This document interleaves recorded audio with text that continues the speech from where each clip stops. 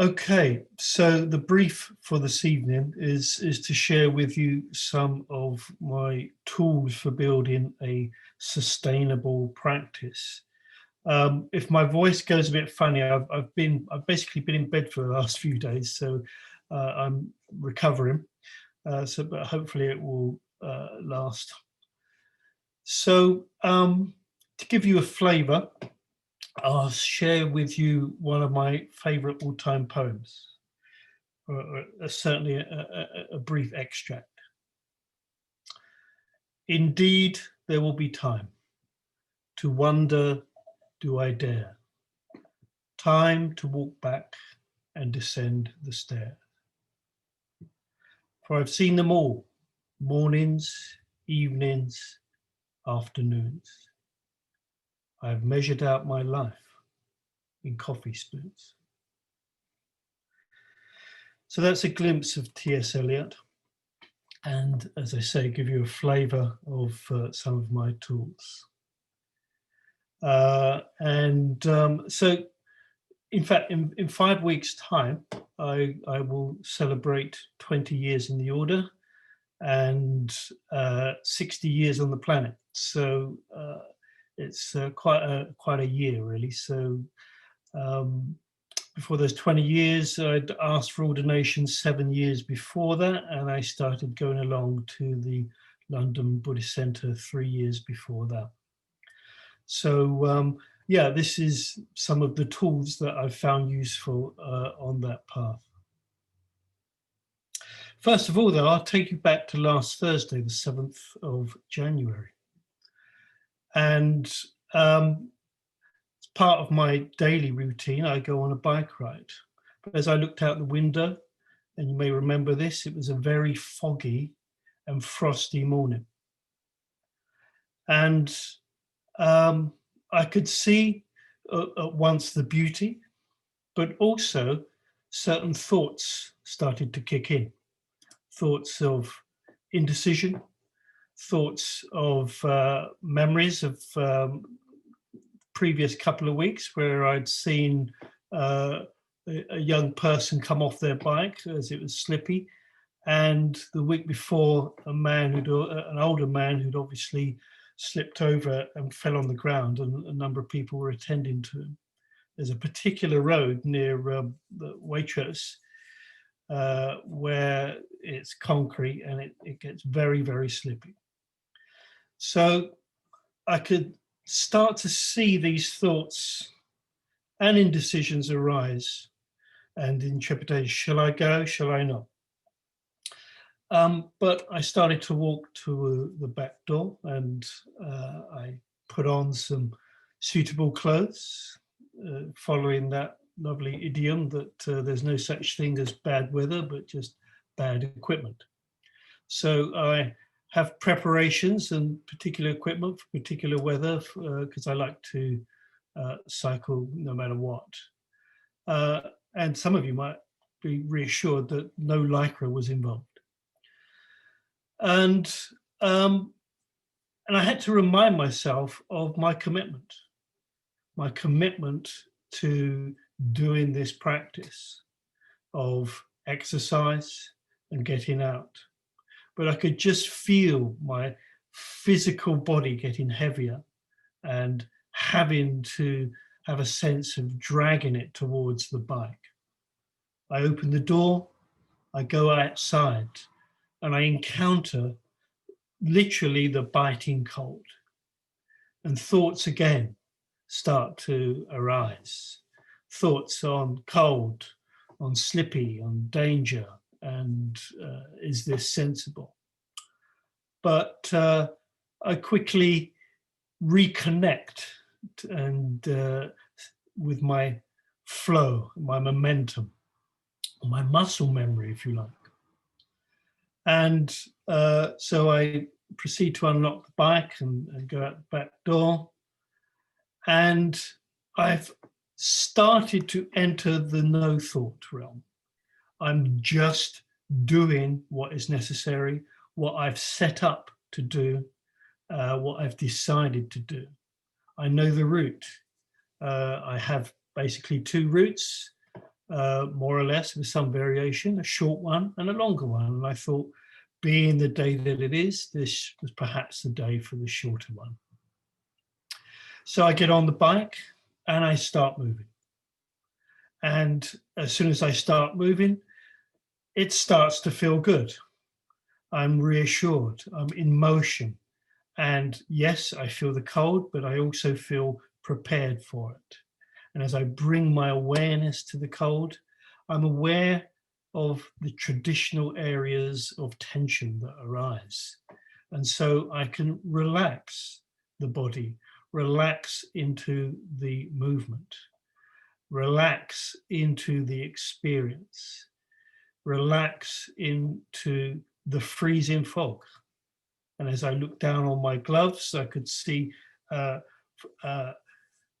snow or appearing, as it literally was freezing as I was going along, and I noticed it on other parts of my jacket, etc. And so I got into the flow. I got into the moment.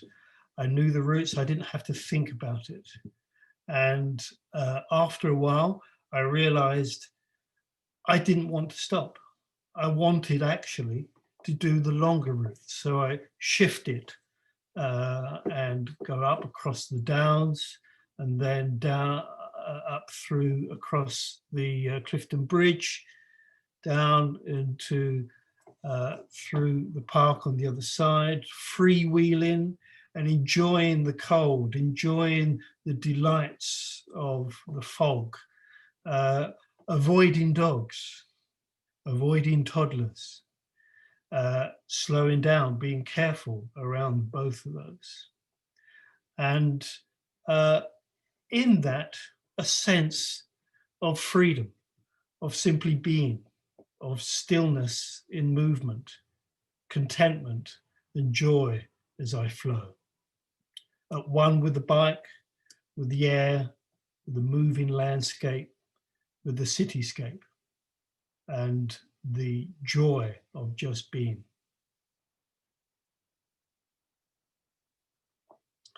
So that brings to mind as well a poem which I've read before from Hakuin. Boundless and free is the sky of Samadhi, bright the full moon of wisdom. Truly is anything missing now? Nirvana is right here before our eyes. This very place is the lotus land. This very body, the Buddha. So when looking at how this might relate to the 5 spiritual faculties, faith, Shraddha comes to mind. I had faith that the bike ride would do me good, faith that I had set up the conditions, that I had prepared with the clothes I was wearing, that the bike was in good condition, etc. And I knew the route and journey. So I had confidence. And so faith, Shraddha, is confidence in the Dharma, is belief in something higher that, you know, it's not just about what I feel in any given moment. It's not just about what I might think in any moment. There is something beyond that. So another spiritual faculty is that of wisdom. Yeah. And I like that analogy of wisdom, that knowledge is knowing that a tomato is fruit, and wisdom is knowing not to put them in a fruit salad. So I knew what to wear. I knew that it would be okay. And I knew that I'd set up the conditions. And to support all of this, I was seeking to be aware, to have my vision around me, to be careful of others, to be in touch with my process. So mindfulness always to the fore. And it was not separate from meditation. Yeah, I was being in an integrated state. There was stillness, there was concentration, there was absorption, there was contentment, there was positive emotion. There was being the process, at one with the machine, with nature, the journey, and not just the destination. And of course, supporting all of this, there's energy, virya, energy for the good, as we heard last week. It was also mentioned last week that it's also about energy for others, but also energy for ourselves. I like the idea of energy for the wholesome, for the beautiful, for delight, and the skillful. So it helped and helps me to develop positive mental states, to just do it, to open to the momentum. I could have allowed thoughts, so if I'd sat down and thought, I could have just listened to the dangers. I could have listened to my feelings of, oh, I can't be bothered. But I looked to something higher, something beyond. And another important sort of energy that I find useful is that of humor. Yeah? Humor is a way of taking us beyond rigidity within and towards ourselves and towards others. So I'll read you another section from one of my favorite books, The Ladybird Book of Mindfulness. There is more wisdom in a waterfall than there is in 100 men, says Jake. Jake is always saying things like this. His ex-wife's sister calls him a jerk. So, the path. Again, it's really important to connect with the things that move and inspire you, and that you lean into them and be them. And watch of just acquiring knowledge for the sake of it without deepening your understanding. And I've said several times that there are certain things which I tend to come back to time and time again, which help deepen my understanding rather than just reading and reading and reading. And certainly my early experience of when I was a child was of a different reality, if you like, and something beyond my immediate reality. And then going to school, a sense of looking for kindness and experiencing cruelty and not being to understand why people would not be kind. And within that, a sense of ethics, a sense of what I found was right or wrong, and then that yearning for something beyond, the spiritual outlet. And for me, that path involved meditation and vegetarianism. As some of you know, that at university I studied all the world religions, and I was kind of searching, but I always felt underneath that, even though at that time I wasn't fully a vegetarian, I knew the importance of it.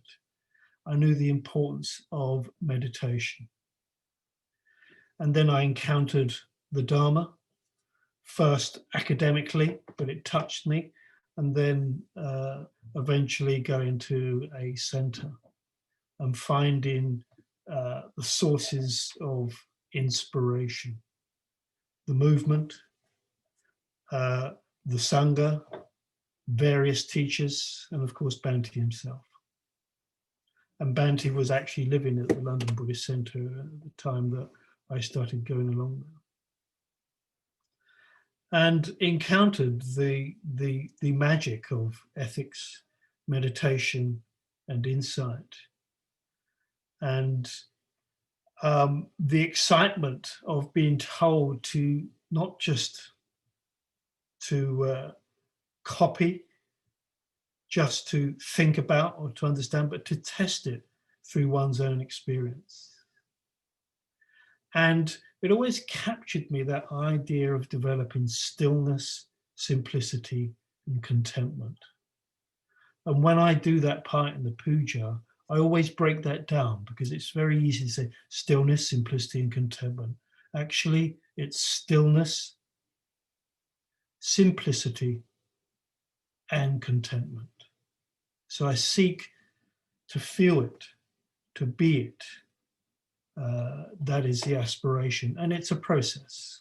Yeah, I also accept that I'm not perfect, although I might look it. And so that was a joke, by the way. You can laugh.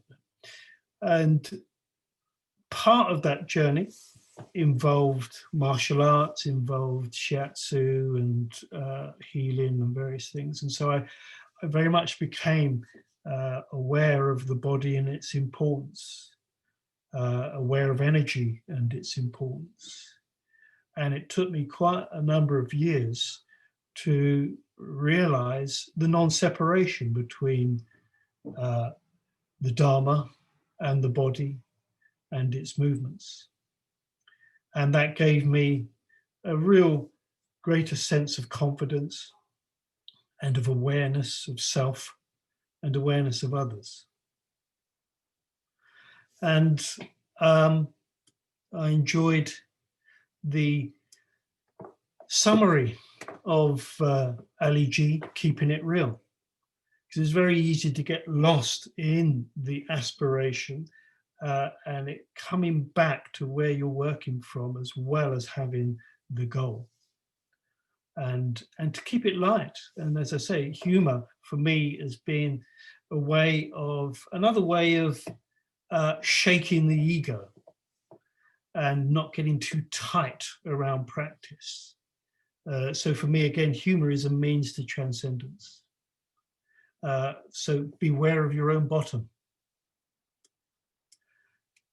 And encountering the essence of the Dharma, Pratyeka Samuppada, that everything else comes from, that all things arise in dependence upon conditions.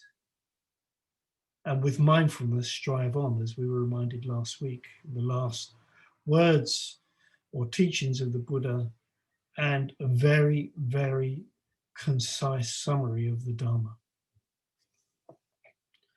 And I came up with this phrase, which you'll hear me say again many times, that seeking to transcend the subject-object dichotomy, the cutting edge of practice, yeah? Going beyond self and other. That is the nature of reality. And in times of difficulty, I found immensely helpful the 3 marks of conditioned existence, knowing that however bad I felt, however difficult things got, that they would change, you know, that weren't actually substantial, including my own habits, which solidly entrenched and seeking to transform. And the signpost, you know, again, the magic of the 3 poisons of greed, hatred, and delusion or ignorance, which most of our motivations are rooted in. Just knowing that, bringing that into awareness, again, helps to shake some of that ego. And that Satya showed the example of the egg last week and its interaction with its surroundings. And the importance of being more and more in the now. You know? And being aware of the thoughts of the past or thoughts about the future, and where we could end up just living a theoretical life, whereas it's more wholesome and fulfilling to be more fully now. And then to discover, actually, when you really examine it, when you really reflect on it, when you really open up to now, you realize that now doesn't actually exist. You can't grasp it. And the joy and the magic of metta, the metta practice has been something which has transformed my life, and certainly seen many others to transform their lives too. And I've spoken again before about the most obvious example for me was with family. Yeah, if I couldn't bring more metta towards my family, which is the cutting edge of our practice, then where is my practice? And in particular, it was something I had to work on with my father for a number of years. And I seemed to achieve that and shifted my expectations of what I think he should or ought to have been, and just accepted him as he was. And that magically changed our relationship. And we find this time and time again when we put metta into practice. And so I always urge when teaching that metta is not just a cushion practice. It is life. It is everyday life, as is mindfulness. And of course, oh, voice went funny there. Mindfulness doesn't have to be slow.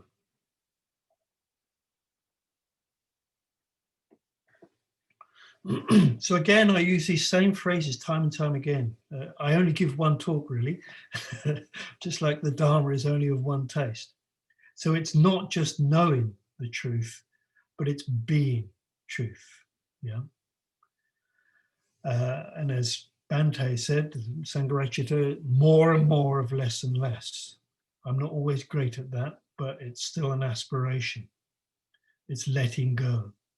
And the magic of letting go of expectations, which helps me to let go of disappointments in my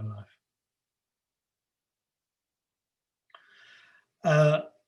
And again, meditation is not separate from everyday life.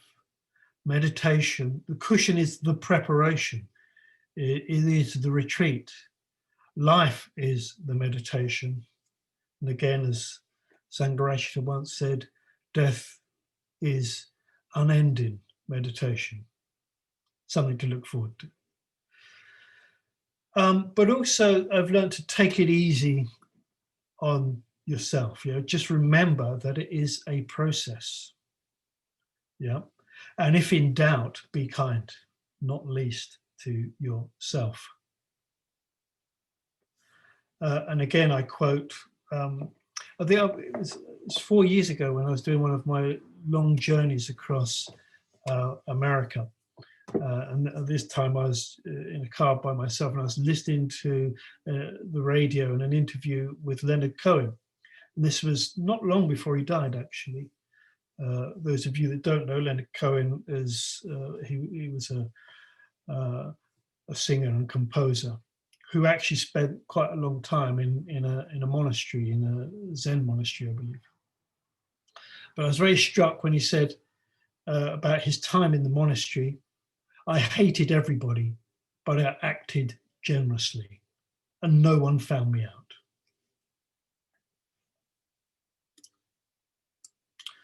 I'll also share with you another tool.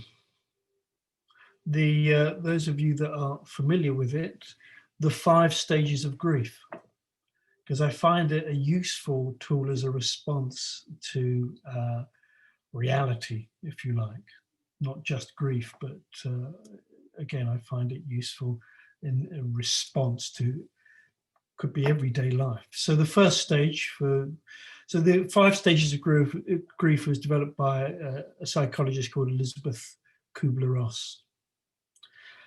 And there's a particular order, although I don't really find in my own experience it always goes in that order. So the first stage is denial. So it's not just pretending, but trying to absorb and understand it. Yeah? But we often just deny that something is actually happening.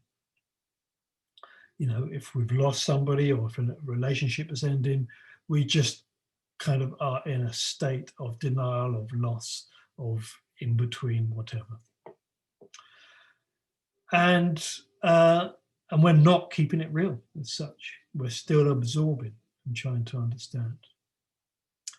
The next stage that Kubler-Ross talks about is anger.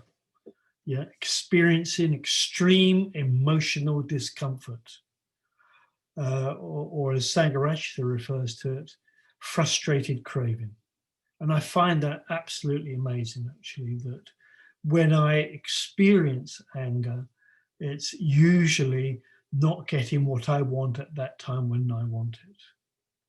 And of course, anger is a way of dealing with things that sometimes we don't understand or that we are finding extremely uncomfortable.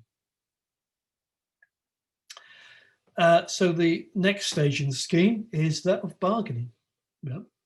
That we're willing to do almost anything to alleviate or minimize the pain. So trying to push it away or deal with it through this bargaining. Thank you, Tim. He's just put up the we sport my punchline, but never mind. So bargaining, some typical examples of bargaining is, God, if you can heal this person, I will turn my life around. Or I will promise to be a better person if you will let this person live. Or I will never get angry again if you can stop this or that or whatever. And so it's that kind of thing that we go through. The next stage for Kubler-Ross is depression. And this comes from her clinical practice, actually, of working with people. So depression, we start to calm down, but we slowly start to look at the reality of our present situation, and we go inwards. And sadness, we connect with that deep sense of sadness, and we may find ourselves, retreating and being less sociable. So the final stage, as we can see, is that of acceptance. It is that not that we no longer feel the pain or loss, we are no longer resisting the reality of our situation. We are not struggling so much. We are to make it something else. We are seeing things as they are. And as I say, this can be applied to grief, to loss of something, but it can also apply to different aspects of reality that we encounter. Political, social, environmental, whatever. So having this scheme again is something that I find useful in identifying. I've also noticed and identified that my tendency after years of practice is to go straight to acceptance.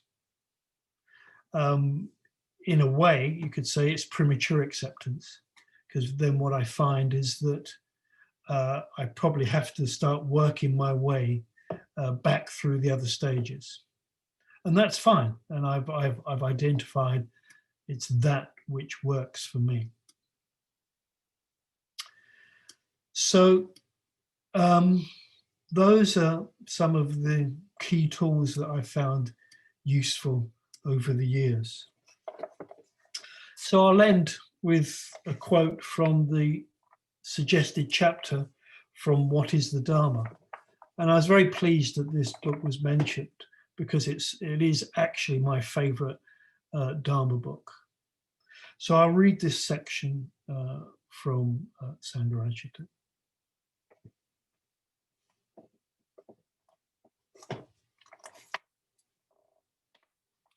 Buddhism is concerned with life.